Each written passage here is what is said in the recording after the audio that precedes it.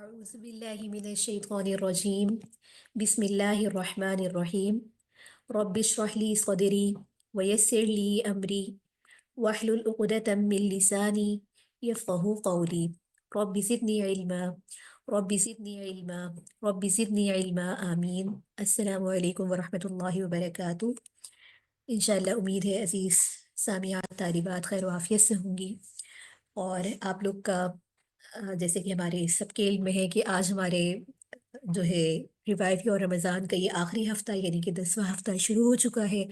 और उम्मीद है कि आपने शुरू हफ्ते से अब तक कुछ ना कुछ जो है सीखने की जो आपकी कोशिश है और जो आपके अहदाफ हैं आपने उसमें ज़रूर जो है कामयाबी हासिल की होगी। और ये सफ़र यहाँ पे इंशाल्लाह रुकेगा नहीं, ये सिर्फ़ एक रास्ता था और इस रास्ते में इंशाल्लाह आपको अल्लाह ताला इस्तक़ामत दे और आपकी सीखने सिखाने का मरहला इसी तरीके से जारी रहे। और आप इसको इंशाल्लाह इस कोर्स का जो असल मकसद और पर्पस यही था कि इसके ज़रिए आप रमज़ानुल मुबारक को ahsan तरीके से गुजारें, वो इंशाल्लाह ज़रूर पूरा होगा आपकी कोशिशों से और अल्लाह ताला की तौफ़ीक़ से। इसके साथ ही ये बात मैं इब्तिदाई तौर पे ये बात दोबारा रिमाइंड आप लोग को करवाना चाहूँगी कि देखिए ये हमारे 10 हफ्तों में जो कोर्स था इससे मकसद बिल्कुल भी ये नहीं है कि हमने हर चीज़ सीख ली है या हर चीज़ सीखना चाहते थे और हम शायद कुछ ना सीख सकें। ठीक है, तो ये एक बहुत ही शॉर्ट और बहुत ही एक जामे कोर्स आपके लिए डिज़ाइन किया गया था रिवाइव योर रमज़ान,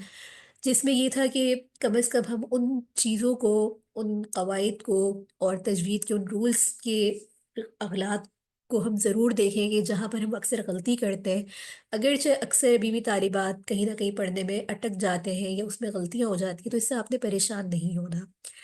क्योंकि ये एक मैं मिसाल अपनी हर स्टूडेंट को देती हूँ, चाहे वो बड़ा हो या छोटा हो, कि देखिए एक चीज़ जो आप सालों से उसको गलत पढ़ रहे हैं या आपको उसके बारे में पता नहीं था या आपको कभी उसकी अहमियत के बारे में नहीं पता चला, तो जस्ट आप उसे 30 क्लासेस में बेहतर कर तो सकते हैं, लेकिन प्रॉपर वो बिल्कुल ही सही हो जाए उस तरीके से, ये थोड़ा-सा मुश्किल होता है। अलबत्ता, जो चीज़ें आप लोग को पता चल गई, जो आप लोग ने सीख ली हैं, उनको अपनी प्रैक्टिस में लेकर आइए, उसको बाकायदा सीखते रहिए और उसकी प्रैक्टिस मश्क करते रहिए, इससे आपको इस्तिफ़ादा होगा। अगर आपने इस कोर्स को सिर्फ़ कोर्स की तरह लिया और फिर आपने इसको छोड़ दिया और फिर आपके कवायद पे ध्यान नहीं रहा, तो इस कोर्स को करने का या किसी भी कोर्स को आपके करने का कोई भी फ़ायदा नहीं होगा। दुनिया में चाहे आप कोई डिप्लोमा कर लें, कोई डिग्री ले लें, अगर आपने उसको पढ़ के उसको छोड़ दिया, उसकी प्रैक्टिस नहीं की, तो उस वो चीज़, वो जो सिलसिला आपका एक पढ़ाई का होता है, वो रुक जाता है और ये हमने नहीं करना। तो यहाँ पर जो बेसिक मखारिज या आपको कवायद पढ़ाए गए और उनको कोशिश यही की गई कि सहल से सहल अंदाज में आपके सामने रखा जाए, उसका मकसद यही था कि कम से कम हमें ये तो पता चले कि हम कहाँ कहाँ पे गलती करते हैं और कहाँ कहाँ पे हमें सही करने की ज़रूरत है। और ये बात मैं बहुत ही खुशी और बहुत ही इत्मीनान के साथ, और मुझे आप लोग की मेहनतों पे इस बात पे बहुत खुशी है कि तालिबात पहले वो कहती थी कि हमें पता नहीं चलता कि हम लफ्ज़ को कैसे खींच रहे हैं या हमारा सीन में सीटी आवाज़ निकल रही है या नहीं निकल रही या गुन्ने मत क्या है।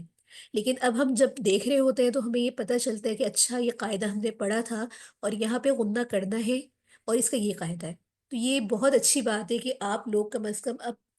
जो है पहले मरहले पे आ चुके हैं कि गौर व फ़िक्र करना। तो बिहम्दिल्लाह जो इस कोर्स के अहदाफ थे वो अ, पूरे होते हुए नज़र आ रहे हैं और मज़ीद आप लोग की कोशिश से इंशाअल्लाह अल्लाह पाक ने इस मरहले को भी गुज़ार देंगे। बस ये है कि आप लोग अपनी मश्क, अपनी प्रैक्टिस जारी सारी रखें और इसको बिल्कुल ये ना समझें कि यहाँ पर ये मरहला ख़त्म हो रहा है, बल्कि इंशाअल्लाह कोशिश होगी कि इस कोर्स के बाद भी आपके साथ हम लोग जुड़े रहें और आप भी हमारे साथ जुड़े रहें और कोई ऐसा सिलसिला इंशाअल्लाह रमज़ानुल मुबारक के बाद हम स्टार्ट भी करें, जिसमें आप लोग का अगले मराहिल और इससे रिलेट हम कुछ ना कुछ पढ़ते रहें। इसी के साथ आज का जो 10वां हफ़्ता है हमारा और इसकी पहली क्लास है, तो जैसे कि आपके सामने है कि मखारिज, सिफ़ात या दीगर कवायद की इजरा का बयान। तो ये कोई नई चीज़ नहीं है, ये हम ऑलरेडी सब पढ़ चुके हैं। इजरा का मतलब यही होता है कि वो एक रिवाइज़ या एक उस पे नज़र षानी कर लेना। जैसे कि उसूल मखारिज की बात की जाए, जो हम पूरी क्लास के अंदर, पूरे हमारे कोर्स के अंदर सबसे ज़्यादा इसी बात पे फ़ोकस था कि आप लोग उसूल मखारिज को समझें और इस बात को समझें कि कौन सा हरूफ किस तरीके से अदा हो रहा है, किस हरूफ का मखरज कैसे है, किस हरूफ की कैफियत कैसे है और इसके साथ ही जो हमारी قرآن کریم پڑھنے میں لحن کی غلطی ہوتی ہے، لحن جلی کی غلطی ہوتی ہے، لحن خفی کی غلطی ہوتی ہے، اس سے ہم بچیں، کیونکہ ان میں سے کچھ اغلاط تو ایسی ہیں جس سے معنی مفہوم بالکل ہی تبدیل ہو جاتا ہے، جس سے قرآن کریم کا معنی مفہوم تبدیل ہونے کی وجہ سے ہم ثواب کے بجائے گناہ کر بیٹھتے ہیں، اور اس میں یہ ہے کہ ہم سیکھنے کی کوشش بھی نہیں کرتے۔ تو پورا جو آپ کو ورک شیٹ ریوائول کی طرف سے پرووائڈ کی گئی، آپ نے اس کو پڑھا، اس میں اپنے نوٹس بنائے، اور اس میں آپ لوگ بہت ہی اچھے انداز سے لفظی با محاورہ ترجمہ کرتے رہے، اور پوری اس ورک شیٹ کے اندر جو اہم چیز یہی تھی کہ اصول مخارج کا میپ، کہ جو مخارج، ویسے تو ہم نے الف سے یا تک تمام مخارج کو پڑھا سمجھا، لیکن ہر انسان کے زبان سے کچھ حروف کی ادائیگی مشکل ہوتی ہے، جیسے کچھ طالبات جو ہے صاد کے مخرج کو ابھی بھی جب انفرادی طور پہ پڑھتی ہے، مفرد پڑھتی ہے تو بہت اچھا پڑھتی ہے، لیکن وہی الفاظ جب قرآن کریم میں آ جاتے ہیں تو ہمیں سمجھ میں نہیں آتا کہ اس میں ہم سیٹی سے کیوں پڑھ رہے ہیں یا ہمارے ہونٹ کیوں گول ہو رہے ہیں۔ اسی طریقے سے جو حروف ہونٹوں والے ادا ہو رہے ہوتے ہیں تو ہم بعض دفعہ میں خیال نہیں کرتے، اور ہونٹوں کی بجائے ہمارا جو ہے زبان سے ہم ان کی ادائیگی کرنے لگتے ہیں، جیسے واؤ فا کے اندر ہمیں پتہ ہے کہ ہونٹوں کو گول کریں گے تو ان حروف کی جو مخارج ہیں، ان کی خوبصورتی ہے وہ ادا ہوگی، لیکن اس کے ساتھ ہی جب ہم اس بات کو خیال نہیں کر رہے ہوتے تو اس کا اثر یہ ہوتا ہے کہ ہمارے جو مخارج ہیں وہ صحیح نہیں ہو پاتے، ٹھیک ہے۔ اس کے ساتھ ہی ہم نے پوری اصول شیٹ جو اصول مخارج کی ہماری جو یہ پریکٹس تھی، اس میں اسی بات پہ سب سے زیادہ فوکس رہا۔ ہاں بولو۔ ٹاپ اچھا ریکارڈنگ ہو رہی ہے نا، وہی میں نے رکھ دیا۔ بارش ہو رہی ہے یار، پتا نہیں کیا ہوا ہے۔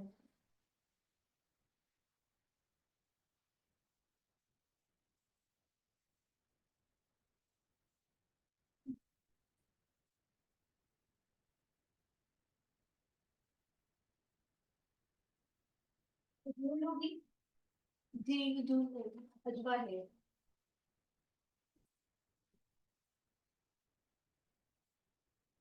تب بھی دے دیں، وہ سوئی ہے سوئی۔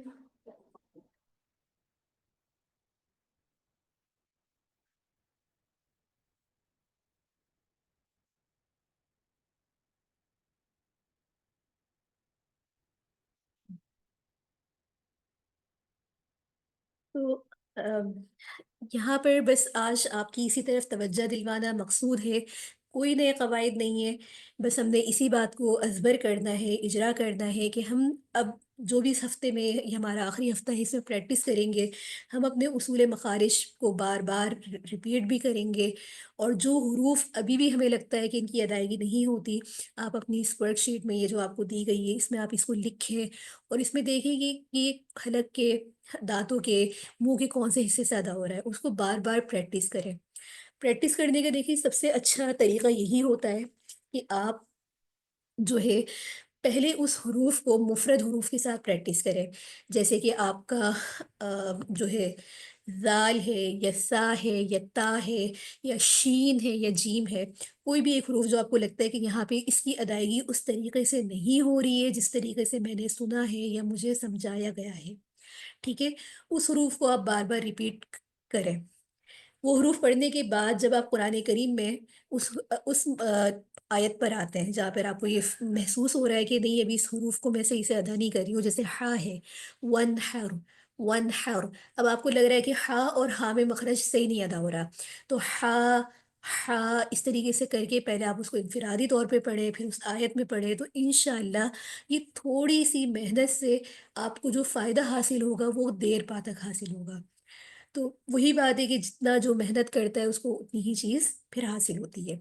تو اصول مخارج کے حوالے سے آج ہمارا یہ تھوڑا سا ایک ریویو ہو گیا، اور اس کے ساتھ ہی آج جو ہمارا مقصد یہی تھا کہ ہم بس ریوائز کریں گے، اور جب ہم آج آپ یاد کرنا شروع کریں گے، جو کہ آخر میں آپ کو 45 منٹ کا ٹائم دیا جاتا ہے، اس میں آپ کا فوکس ان بات پر ہو، اور آپ دیکھیں کہ اچھا میرے کون سے حروف میں ابھی بھی کمی ہے، آپ اس کو ورک شیٹ پہ لکھیں اور آپ اس کی پریکٹس کریں۔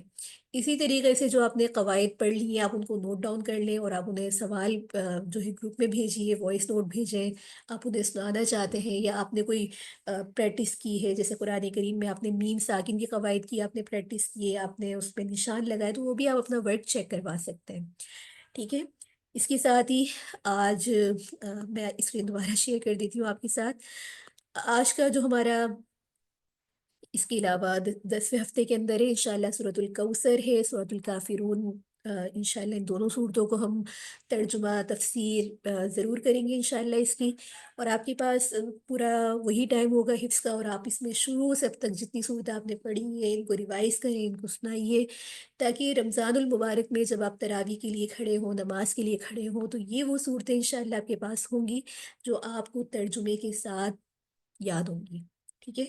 اسی کے ساتھ یہ ہمارا تجوید پہ جو ہمارا اجرا کی ابتدائی بات تھی وہ یہاں پر مکمل ہوتی ہے۔ آپ کے سوالات انشاءاللہ ہم آخر میں لیں گے، اور ابھی ہم انشاءاللہ آ جاتے ہیں سورۃ الکوثر، جو کہ آج ہماری صورت ہے، اس کے لفظی با محاورے ترجمے پہ، اور آپ لوگ اپنی ورک شیٹ اوپن کریں سابقہ ترتیب کے مطابق۔ بسم اللہ الرحمن الرحیم۔ یقیناً ہم نے اعطیناکل عطا کر دی ہے آپ کو، اعطیناکل عطا کر دی ہے آپ کو، کوثر، اعطیناکل کوثر، کوثر، یقیناً ہم نے آپ کو کوثر عطا کی، یقیناً ہم نے آپ کو کوثر عطا کی، فصلی، سین صاد میں فصلی، پس آپ نماز پڑھیں، لربک، اپنے رب کے لیے، لربک، اپنے رب کے لیے، وانحر، اور قربانی کریں، اور قربانی کریں، بس آپ اپنے رب کے لیے نماز پڑھیں اور قربانی کریں، بس آپ اپنے رب کے لیے نماز پڑھیں اور قربانی کریں، ان، یقیناً، شانئک، دشمن تمہارا، شانئک، شین، شانئک، دشمن تمہارا، ہول، وہی، ابتر، ابتر، تا، تو نہیں پڑھنا، اب طور نہیں پڑھنا، رو کو پر ہونے کے ساتھ اس کو پر نہیں پڑھنا، اب تر، لا وارث ہے، ان، یقیناً، شانئک، دشمن تمہارا، ہول، وہی، اب تر، لا وارث، لا ولد ہے، یقیناً تمہارا دشمن ہی لا ولد ہے، یقیناً تمہارا دشمن ہی لا ولد ہے۔ اگلی صورت بھی آج کے ہمارے سبق میں ہے، دونوں کا ترجمہ ساتھ کریں گے، اور اس کے بعد پھر انشاءاللہ آپ کو پورا ٹائم دیا جائے گا۔ سورۃ الکافرون، بسم اللہ الرحمن الرحیم، قل، آپ کہہ دیجئے، دیکھیں یہ قوف ہے، کل کاف کے ساتھ پڑھیں گے تو مطلب ہوگا کھاؤ، قل، آپ کہہ دیں، یا ایہل، قل یا ایہل، اے، یہ ایک ندائی الفاظ ہوتا ہے، پکارنے کے لیے استعمال ہوتا ہے، یا کافرون، کافروں، آپ کہہ دیں کہ اے کافروں، آپ کہہ دیں اے کافروں، لا، نہیں، اعبدو، میں عبادت کرتا، ما، جن کی، تعبدون، تم عبادت کرتے ہو، میں ان کی عبادت نہیں کرتا جن کی تم عبادت کرتے ہو، ولا، اور نہ، انتم، تم، عابدون، عبادت کرنے والے ہو، عابدون، عین، یہاں پر عین بار بار آ رہا ہے، حمزہ کی مثالیں بھی آ رہی ہیں، فرق کرنا ہے، عابدون، عبادت کرنے والے ہو، ما، جس کی، اعبد، میں عبادت کرتا ہوں، میں عبادت کرتا ہوں، اور نہ تم اس کی عبادت کرنے والے ہو جس کی میں عبادت کرتا ہوں، اور نہ تم اس کی عبادت کرنے والے ہو جس کی میں عبادت کرتا ہوں، ولا، اور نہ، انا، میں، عابد، عبادت کرنے والا ہوں، ما، جن کی، عبد، تم نے عبادت کی ہے، تم نے عبادت کی ہے، اور نہ میں ان کی عبادت کرنے والا ہوں جن کی عبادت تم نے کی ہے، اور نہ میں ان کی عبادت کرنے والا ہوں جن کی عبادت تم نے کی ہے، ولا، اور نہ، انتم، تم، عابدون، عبادت کرنے والے ہو، ما، جس کی، اعبد، میں عبادت کرتا ہوں، میں عبادت کرتا ہوں، اور نہ تم اس کی عبادت کرنے والے ہو جس کی میں عبادت کرتا ہوں، اور نہ تم اس کی عبادت کرنے والے ہو جس کی میں عبادت کرتا ہوں، لکم، تمہارے لیے، دینکم، تمہارا دین ہے، ولی، اور میرے لیے، دین، میرا دین، لکم دینکم ولی دین، تمہارے لیے تمہارا دین ہے اور میرے لیے میرا دین ہے، تمہارے لیے تمہارا دین ہے اور میرے لیے میرا دین ہے۔ یہاں تک ان دونوں صورتوں کا لفظی با محاورہ ترجمہ ہو گیا۔ اب آپ جو ہے خود اس کا ترجمہ کریں گے دونوں صورتوں کا باری باری، اور جب تک کے لیے جو ہے ریکارڈنگ روک دی جاتی ہے۔ جزاک اللہ خیر۔ بارک اللہ فیک، اللہ تعالیٰ آپ لوگ کے علم میں عمل میں اضافہ فرمائے۔ اس کے ساتھ ہی اس کی جو مختصر تفسیر ہے اس کو ہم دیکھتے ہیں، اور پہلے ہم انشاءاللہ ترتیب کے مطابق سورۃ الکوثر کو دیکھتے ہیں، اور سورۃ الکوثر کے بعد سورۃ الکافرون۔ اچھا، سورۃ الکوثر کی جامع تفسیر کرنے سے قبل ہم پہلے اس کے جو اہم نکات ہیں، یعنی کہ اس کا پورا ایک مرکزی مضمون ہے، وہ کیا ہے۔ تو یہاں پر آپ صلی اللہ علیہ وآلہ وسلم کو نہ صرف جنت کی نہر الکوثر بلکہ خانہ کعبہ کی فتح، ایک عظیم الشان حکومت اور دین اور دنیا کی تمام نعمتیں عطا کی جائیں گی، اس بارے میں ذکر ہے۔ اور یہاں پر اس بات کا بھی ذکر ہے کہ آپ صلی اللہ علیہ وآلہ وسلم کی تمام دشمنوں کا خاتمہ کر دیا جائے گا، لہٰذا تمام مالی اور بدنی عبادتیں صرف اور صرف اللہ کی خوشنودی کے حصول کے لیے کی جانی چاہیے۔ یہاں پر اس کے خلاصے مضمون دیکھنے کے بعد جو اس صورت کے اندر اس کی تفسیر آتی ہے، تو یہاں یہ بات اس کے شان نزول کے بارے کے اندر بہت ساری روایات ہیں، تفسیر ابن کثیر، تفسیر مظہری وغیرہ دیگر روایات میں حضرت محمد بن علی بن حسین سے ہی بات نقل کی جاتی ہے کہ جس شخص کی اولاد یعنی کہ نرینہ، یعنی کہ لڑکا مر جائے تو عرب اس کو ابتر، ابتر، تا کے ساتھ، جو آخر میں ورڈ ہے نا، تا کے ساتھ ابتر کہا کرتے تھے، یعنی کہ مقطوع النسل، ان کی تو نسل ہی ختم ہو گئی۔ تو جس وقت نبی کریم صلی اللہ علیہ وآلہ وسلم کے صاحبزادے قاسم، یا بعض روایات میں ابراہیم کا ذکر آتا ہے، ان کے بچپن میں ان کا انتقال ہو گیا تھا، تو کفار مکہ آپ کو ابتر کہہ کر تانا دینے لگے۔ ایسے کہنے والوں کے اندر آس بن وائل کا نام خاص طور پر ذکر کیا جاتا ہے۔ اس کے سامنے جب آپ صلی اللہ علیہ وآلہ وسلم کا ذکر کیا جاتا تو وہ کہتا کہ ان کی بات چھوڑ دو، یہ کچھ فکر کرنے کی چیز نہیں، کیونکہ وہ تو ابتر ہے، یعنی کہ مقطوع النسل ہے، نعوذ باللہ۔ جب ان کا انتقال ہو جائے گا تو ان کا تو کوئی نام لینے والا بھی نہ رہے گا، تو اس پر یہ سورۃ الکوثر نازل ہوئی۔ اور بعض روایات میں یہ بات بھی ہے کہ کعب بن اشرف یہودی ایک مرتبہ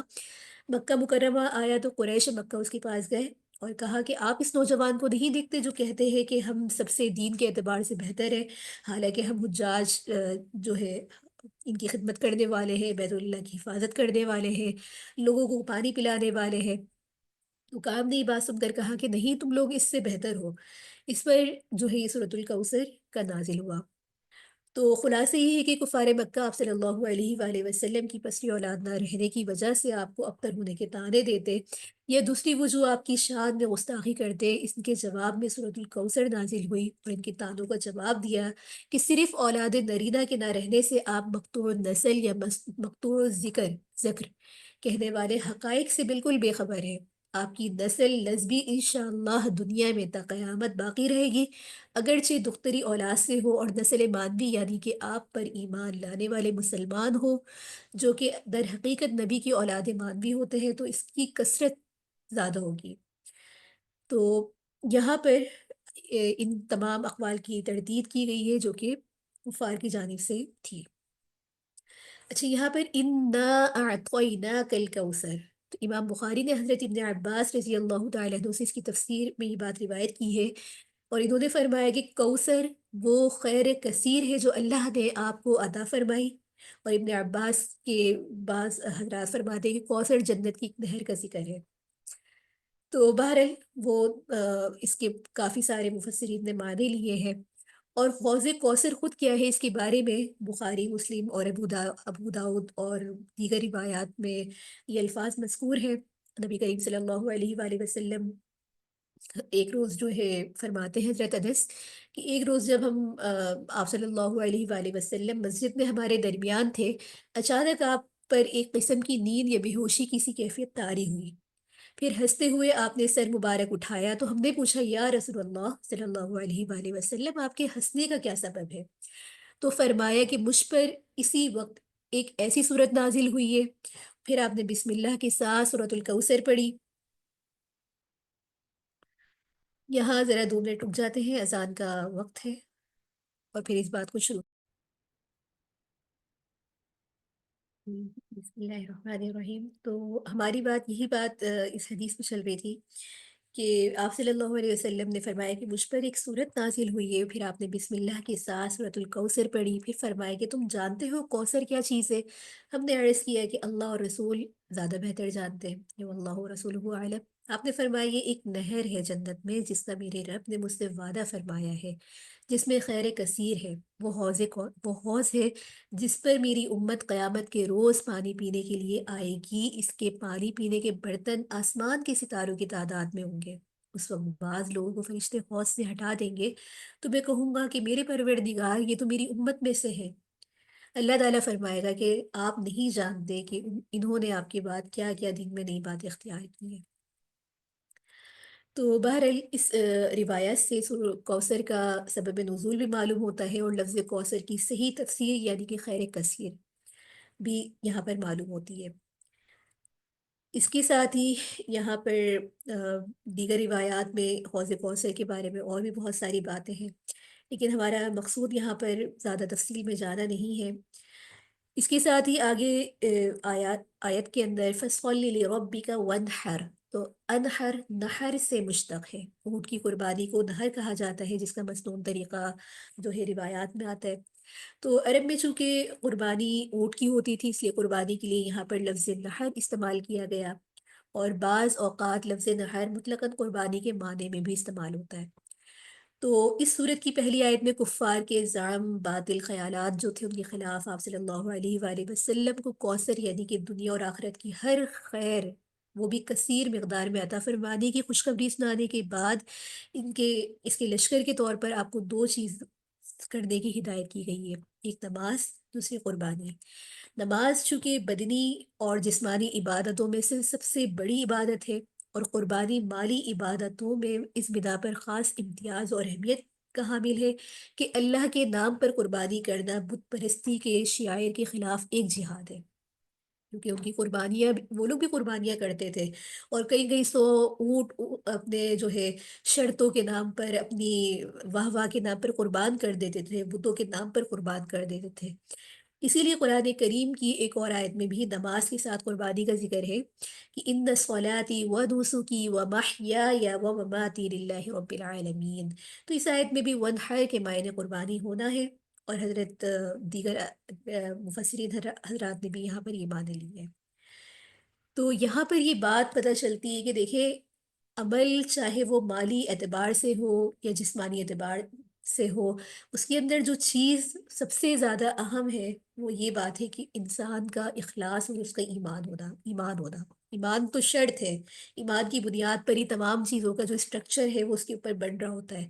اگر ایمان نہیں اور آپ جتنے بھی نیک اعمال کر لیں، جتنے بھی صدقے کر لیں، جتنے بھی خیرات کر لیں، لیکن نیت صحیح نہیں ہے، ایمان کمزور ہے، ایمان ہے ہی نہیں، دکھلاوا ہے، تو وہ تمام عمل آپ کا بیکار ہے۔ دیکھیے رمضان المبارک ہے اور یہ سمجھ لیں کہ ہماری تربیت ہو رہی ہے، ہم اس بات کو سوچ رہے ہیں، اس کو سمجھ رہے ہیں کہ آنے والے رمضان میں آپ دیکھیے بہت سارے لوگ صدقات خیرات ہر چیز کر رہے ہوتے ہیں، لیکن ذرا سی نیت آپ کی خراب ہوئی، ذرا سا دکھلاوا، ذرا سی تعریف کا دل میں یہ بات پیدا ہوئی کہ میں نے تو یہ کام اچھا کیا ہے، لوگ میری تعریف کریں، یہاں آپ کا تمام عمل بیکار چلا گیا۔ بعض جگہوں پہ دیکھا آتا ہے بہت ہی کم تھوڑی سا لوگوں کے لیے مدد معاونت کرتے ہیں اور اس کی جگہ جگہ پہ تشہیر اتنی زیادہ کی جاتی ہے اور دوسرے کی عزت نفس کو مجرور کیا جاتا ہے۔ تو اس بات کو سامنے رکھ کر آپ خود اس بات کا فیصلہ کریں کہ ہم نے اس رمضان اپنی تصحیح اپنی تربیت کیسے کرنی ہے۔ اللہ رب العزت تو قرآن کریم میں ہمیں یہ باتیں اس طریقے سے بتا رہا ہے اور ہمارا عمل اس کے مطابق ہے یا اس کے خلاف ہے، ٹھیک ہے۔ اس کے ساتھ ہی آگے ان شانئک هو الابتر، تو لفظ شانی کے معنی بعض بغض رکھنے والے، عیب لگانے والے کے ہیں۔ تو اس آیت میں کفار کے متعلق یہ نازل ہوئی ہے جو کہ آپ صلی اللہ علیہ وآلہ وسلم کو ابتر یعنی کہ مقطوع النسل ہونے کا طعنہ دیتے تھے۔ اکثر روایت میں عاص بن وائل، بعض روایت میں عقبہ اور بعض روایت میں کعب بن اشرف جو ہے اس آیت کا مصداق ہے۔ تو اللہ تعالیٰ نے آپ صلی اللہ علیہ وآلہ وسلم کو کوثر یعنی کہ خیر کثیر عطا کی، جس میں اولاد کی کثرت بھی داخل ہے۔ آپ کے لیے اولاد کی کثرت اس لحاظ سے ہے کہ نسبی اولاد بھی آپ کی ماشاءاللہ کچھ کم نہیں ہے، اور پیغمبر چونکہ پوری امت کا ایک باپ ہوتا ہے اور پوری امت اس کی روحانی اولاد ہوتی ہے، تو آپ کی امت پچھلی تمام امتوں میں تعداد سے زیادہ ہوگی۔ تو ایک طرف تو ان دشمنوں کی اس بات کو جو ہے خاک میں ملا دیا، اور دوسری طرف یہ بھی فرما دیا کہ جو لوگ آپ کو ابتر ہونے کا طعنہ دیتے ہیں یہی لوگ ابتر رہ جائیں گے۔ اور یہ بات دیکھنے کی بات ہے کہ آج اللہ رب العزت کے فضل سے آپ صلی اللہ علیہ وآلہ وسلم کو اللہ تعالیٰ نے ایسی رفت ایسی عظمت عطا فرمائی ہے کہ آج تک پوری دنیا کے کسی کونے میں بھی ایسی جو ہے ایسی رفت اللہ نے کسی کو نہیں عطا فرمائی کہ آپ کا نام دنیا کے چپے چپے میں بولا جاتا ہے، پانچوں وقت نماز کے ساتھ ممبروں پر آپ کا نام پکارا جاتا ہے، اور آخرت میں آپ کو شفاعت کبریٰ کا مقام محمود حاصل ہوگا۔ اور اس کے بالمقابل جو لوگ آپ کو ابتر ہونے کا طعنہ دے دیتے ہیں، آج ان کی نسل ان کے بارے میں کسی کو کچھ نہیں پتا۔ تو یہ اللہ کا وہ قانون ہے کہ جس کے تحت فَاعْتَبِرُوا يَا أُولِي الْأَبْصَارِ۔ تو یہاں تک اس آیت کے جو اہم نکات ہیں، اہم خلاصہ ہے، یہاں پر پورا ہوتا ہے۔ اس کے ساتھ آپ اپنے سوال نوٹ کر لیں، انشاءاللہ دوسری صورت کی بھی تفسیر کے بعد جو ہے اس آیت پہ آپ سے کو مزید آپ اپنے سوال کر سکتے ہیں۔ آگے سورۃ الکافرون ہے، اور کافرون سورۃ الکافرون کے آپ نے جو ہے ترجمہ لفظی با محاورہ دیکھا۔ اچھا، اس صورت کے فضائل اور خواص کے بارے میں صحیح احادیث میں بہت زیادہ روایت ہے، جیسے کہ حضرت صدیقہ عائشہ رضی اللہ تعالیٰ عنہ نے فرمایا کہ آپ صلی اللہ علیہ وآلہ وسلم نے فرمایا کہ فجر کی سنتوں میں پڑھنے کے لیے دو صورتیں بہتر ہیں، سورۃ الکافرون اور سورۃ الاخلاص۔ اور تفسیر ابن کثیر اور متعدد صحابہ سے یہ روایت بھی منقول ہے کہ انہوں نے آپ صلی اللہ علیہ وآلہ وسلم کو صبح کی سنتوں میں اور بعد مغرب کی سنتوں میں بکثرت یہ دو صورتیں پڑھتے ہوئے سنا۔ تو بعض صحابہ نے آپ صلی اللہ علیہ وآلہ وسلم سے عرض کیا کہ ہمیں کوئی دعا بتا دیجئے جو ہم سونے سے پہلے پڑھا کریں، تو آپ نے قل یا ایھا الکافرون پڑھنے کی تلقین فرمائی اور فرمایا کہ یہ شرک سے برات ہے۔ اسی طریقے سے حضرت جبیر بن معتم رضی اللہ تعالیٰ عنہ فرماتے ہیں کہ رسول اللہ صلی اللہ علیہ وآلہ وسلم نے ان سے فرمایا کہ کیا تم یہ چاہتے ہو کہ جب سفر میں جاؤ تو وہاں تم اپنے سب رفقا سے زیادہ خوشحال اور بامراد رہو اور تمہارا سامان زیادہ ہو؟ تو انہوں نے عرض کیا کہ یا رسول اللہ بے شک میں ایسا چاہتا ہوں۔ آپ نے فرمایا کہ آخر قرآن کی 5 صورتیں یعنی کہ سورۃ الکافرون، سورۃ النصر، سورۃ الاخلاص، سورۃ الفلق، سورۃ الناس پڑھا کرو، اور ہر صورت کو بسم اللہ سے شروع کرو اور بسم اللہ ہی پر ختم کرو۔ تو حضرت جبیر رضی اللہ تعالیٰ عنہ فرماتے ہیں کہ اس وقت میرا حال یہ تھا کہ سفر میں میں اپنے دوسرے ساتھیوں کے مقابل جو ہے قلیل الزاد الخستہ حالت ہوتا تھا. جب آپ کا یہ عمل پہ جو ہے میں نے اس پر عمل کیا تو سب سے بہتر حال میں رہنے لگا. تو بہرحال اس کے فضائل میں بہت ساری صحیح احادیث ہے. شان نزول کے بارے میں بھی اس کی مختلف روایات ہیں. حضرت ابن عباس سے یہ روایت ہے کہ ولید بن مغیرہ اور عاص بن وائل اور اسود بن عبد المطلب اور امیہ بن خلف آپ صلی اللہ علیہ وآلہ وسلم کے پاس آئے اور کہا کہ آؤ آپس میں اس بات پہ صلح کر لیں کہ ایک سال ہمارے بتوں کی عبادت کیا کرو گے اور ایک سال ہم آپ کے معبود کی عبادت کریں گے. اور حضرت ابن عباس رضی اللہ تعالیٰ عنہ سے ایک روایت میں یہ بھی آتا ہے کہ کفار نے اول تو باہمی مصالحت کے لیے آپ صلی اللہ علیہ وآلہ وسلم کے سامنے یہ صورت پیش کی کہ ہم آپ کو اتنا مال دیتے ہیں، آپ سارے مکہ میں سب سے زیادہ مالدار ہو جائیں گے اور جس عورت سے آپ چاہیں گے آپ کا نکاح کر دیں گے. آپ صرف اتنا کریں کہ ہمارے معبودوں کو برا نہ کہیں، اور اگر آپ یہ بھی نہیں مانتے تو ایسا کریں کہ ایک سال ہم آپ کی معبودوں کی عبادت کیا کریں گے اور ایک سال آپ ہمارے معبودوں کی عبادت کریں. تو بہرحال روایات میں جو ہے بہت سارا اس طرح کی باتیں آتی ہیں اور انہوں نے مختلف آپ صلی اللہ علیہ وآلہ وسلم کو پیشکش کی کہ چاہے تو بس آپ ہمارے بتوں کو صرف ہاتھ لگا دیں، آپ تصدیق کرنے لگے. تو اس کے اوپر یہ آیات نازل ہوئی، سورۃ الکافرون کا نزول ہوا، اور جس میں کفار کے اعمال سے برات اور خالص اللہ تعالیٰ کی عبادت کا یہاں پر ذکر ہے.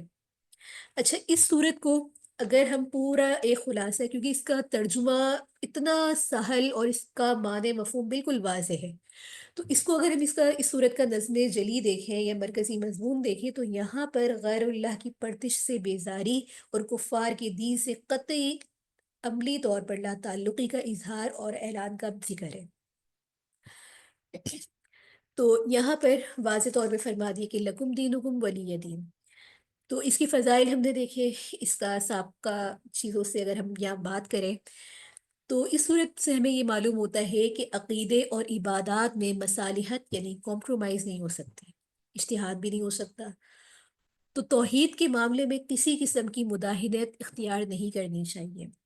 اور یہاں پر اس صورت میں خوشخبری کا مفہوم بھی پوشیدہ ہے کہ توحید پر سختی سے کارآمد ہونے کا نتیجہ کیا ہوگا کہ مسلمانوں کو فتح حاصل ہوگی. دیکھیں، آج ہم نے اپنے عقیدے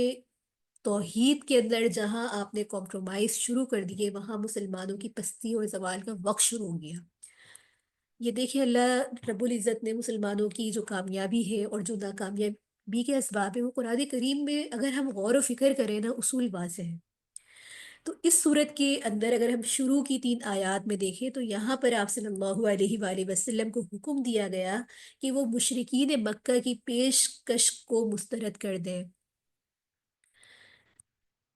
اس کے ساتھ ہی اگر ہم آیت نمبر 4 میں دیکھیں تو دوسرے پیراگراف میں یہاں پر دونوں فریقین کے سخت موقف کا ذکر ہے. مشرکین ضدی تھے، واضح دلائل کے باوجود بت پرستی ترک کرنا نہیں چاہتے تھے، اور اس کے بالخلاف جو تھے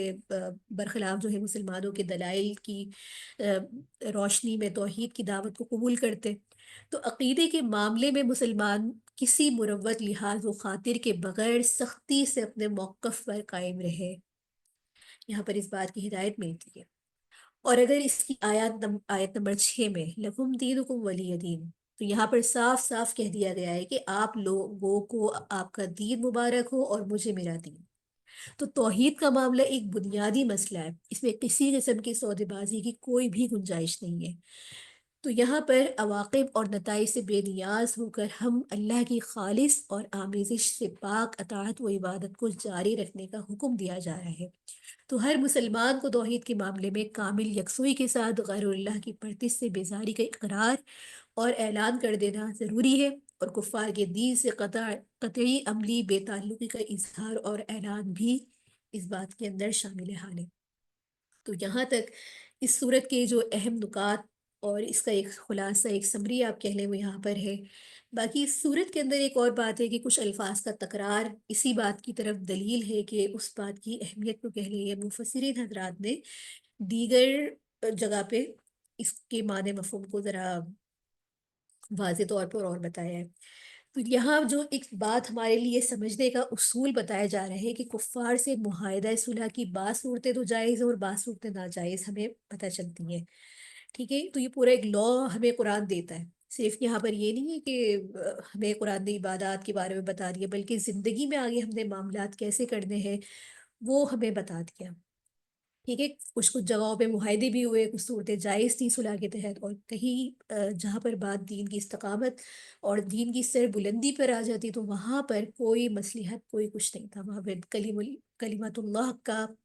بلندی کے لیے جو بھی انسان، جو بھی مسلمان کی اختیارات میں جو چیز تھی اس کو بروئے کار لاتے ہوئے دین کے لیے اپنی تمام تر کوششوں کو کرنا جائز ہے، ٹھیک ہے؟ اس کے ساتھ ہی یہ بہت اس میں تفصیل بھی مفسرین حضرات نے دی ہے کہ کفار سے جو ایگریمنٹ وغیرہ کچھ ہوتے ہیں، معاہدے ہوتے ہیں، ان کی کون سی صورتیں جائز ہیں کون سی ناجائز ہیں۔ تو اس کے اندر جب بھی کبھی کوئی ایسا معاملہ ہو ہمارا تو وہاں ضرورت اس بات کی ہے کہ ہم جو ہے ان مسائل کو سیکھیں، علماء سے رجوع کریں، اور اس کے لیے دیگر تفاسیر کا بھی آپ مطالعہ کر سکتے ہیں، جیسے کہ معارف القرآن میں پورا اس میں یہ بات تفسیر جو ہے تفصیل کے ساتھ لکھی ہے کہ کون سی صورتیں جائز ہیں کون سی ناجائز ہیں۔ تو بہرحال یہاں پر وہ تفصیل مقصود نہیں ہے، اصل جو اس چیز سے ہم نے حاصل کرنا ہے اپنا راستہ کہتے ہیں نا بنانا ہے، یا جس روش پہ ہم نے چلنا ہے وہ دیکھنے کی ضرورت ہے، ٹھیک ہے؟ تو یہاں تک ہمارے جو تفسیری نکات ہیں وہ یہاں پر پورے ہوتے ہیں، امید ہے کہ آپ کو یہاں تک بات سمجھ میں آئی ہوگی۔ آپ کا جو بھی سوال ہے آپ اس کو نوٹ کر لیجئے، انشاءاللہ جو 45 منٹ کا ٹائم ہوگا آپ اس میں اپنے سوالات کر سکتے ہیں، اور ابھی آپ کے لیے ان دونوں صورتوں کی تلاوت انشاءاللہ لگائی جائے گی، یا تو آپ کو یہ صورتیں ہوں گی لیکن ان میں مخارج پر آپ نے فوکس کرنا ہے، اور کہیں کہیں پہ جو ہم ایک جیسے حروف آنے کی وجہ سے فرق نہیں کر پاتے، جیسے قل میں ابھی میں نے آپ کو بتایا کاف یا تا اور طا کا فرق، تو اس کو ضرور آپ اس پر توجہ دیں، ٹھیک ہے؟ إنا أعطيناك الكوثر فصل لربك وانحر إن شانئك هو الأبتر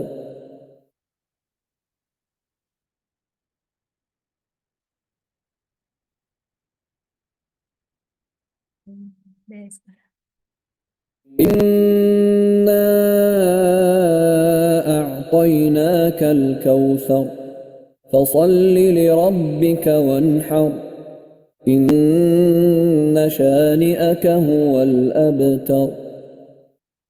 إنا أعطيناك الكوثر فصل لربك وانحر إن شانئك هو الأبتر إنا أعطيناك الكوثر فصل لربك وانحر إن شانئك هو الأبتر إنا أعطيناك الكوثر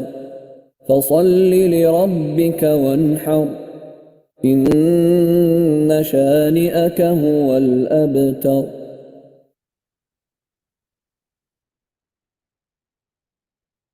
قل يا أيها الكافرون لا أعبد ما تعبدون ولا أنتم عابدون ما أعبد ولا أنا عابد ما عبدتم ولا أنتم عابدون ما أعبد لكم دينكم ولي دين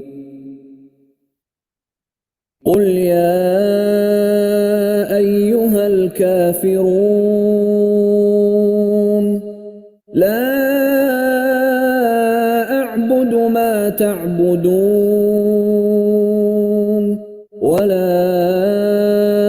أنتم عابدون عابدون ما أعبد ولا أنا عابد ما عبدتم ولا أنتم عابدون ما أعبد لكم دينكم ولي دين. لاسٹ ٹائم لگائی جا رہی ہے، اس کو دوبارہ سن لیجیے پلیز اچھے طریقے سے. قل يا أيها الكافرون لا أعبد ما تعبدون ولا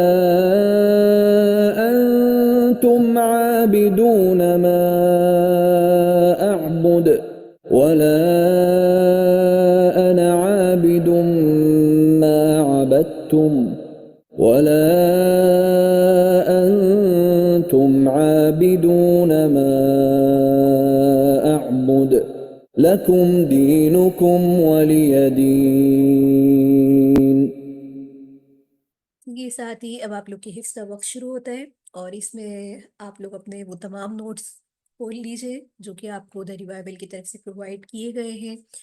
اصول مخارج، نون ساکن تنوین، اور جس میں سب سے زیادہ آپ کو کوئی مشکلات ہوتی ہے آج آپ انہی کے اوپر فوکس رکھ کے اصول مخارج کے ساتھ ان صورتوں کی تیاری کریں. جزاک اللہ خیر. ماشاء اللہ آپ لوگ کو اللہ تعالیٰ سلامت رکھے، آپ کو استقامت دے، اور جتنی محنت اور جتنے شوق سے آپ لوگ اس کلاس کو جو ہے 2 گھنٹے تک یہاں پر شامل رہتے ہیں اور آپ کے سوالات ہوتے ہیں جس میں سنانے کے لیے ایک دوسرے سے سبقت ہوتی ہے، اللہ رب العزت آپ کی محنتوں کو قبول کرے اور اس کا سیکھنا سکھانا ہمارے لیے بھی بہترین صدقہ جاریہ ہو. دی ریوائول کی پلیٹ فارم سے آپ کو یہ کورس بحمدللہ فری آف کاسٹ پرووائڈ کیا جا رہا ہے، اور مقصد صرف یہی ہے کہ آپ لوگ اس کو سیکھیں، پڑھیں، آگے فارورڈ کریں اور اپنے رمضان کو بہتر کریں. دی ریوائول کی پوری ٹیم کو اپنی دعاؤں میں یاد رکھیے. جزاک اللہ خیر. سبحانک اللہم و بحمدک نشہد ان لا الہ الا انت